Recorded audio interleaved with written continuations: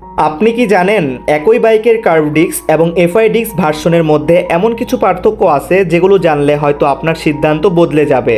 অনেকেই ভাবেন দুইটা একই বাইক, শুধু নাম আলাদা, কিন্তু বাস্তবে ফুয়েল ইনজেকশন প্রযুক্তির কারণে এফআই ডিস্ক কি সত্যি বেশি ভালো নাকি কম খরচে কার্ভ ডিস্কই এখন সেরা অপশন।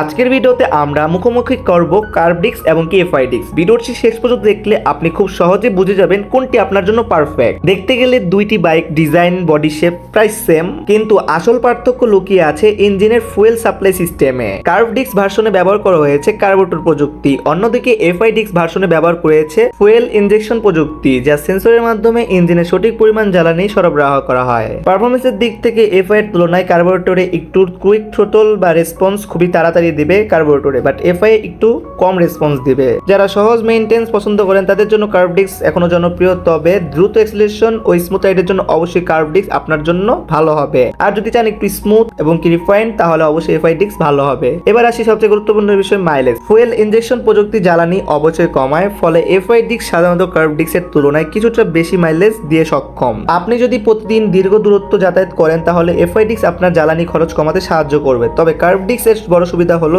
এর মেরামত সার্ভিস ও তুলনামূলক কম। মেইনটেন্সের ক্ষেত্রে কার্ভ ডিস্ক অনেক সহজ, যে কোনো মেকানিক খুব সহজে কার্বোরেটর পরিষ্কার করতে পারে, কিন্তু এফআই ডিস্ক এর ক্ষেত্রে সেন্সর থাকায় প্রযুক্তিগত জ্ঞান প্রয়োজন হয়, যা সবাই সার্ভিসিং করতে পারে না। এখন প্রশ্ন হলো কোনটা কিনবেন। যদি আপনার বাজেট সীমিত হয়, সহজ মেইনটেন্স চান, নির্ভরযোগ্য একটি বাইক খুঁজে থাকেন, তাহলে অবশ্যই আপনার জন্য কার্ভ ডিস্ক সেরা অপশন হবে। আর যদি আপনি একটু আধুনিক প্রযুক্তি, ভালো মাইলেজ এবং কি উন্নত রাইডিং অভিজ্ঞতা চান, তাহলে এফআই ডিস্ক আপনার জন্য এগিয়ে থাকবে। এখন কমেন্টে জানান আপনি কোন বাইকটি নিতে চাচ্ছেন। ভিডিওটি ভালো লাগলে অবশ্যই লাইক দিবেন, চ্যানেলটি সাবস্ক্রাইব করে পাশে বেল আইকনটি অল করে দিবেন। আল্লাহ হাফেজ।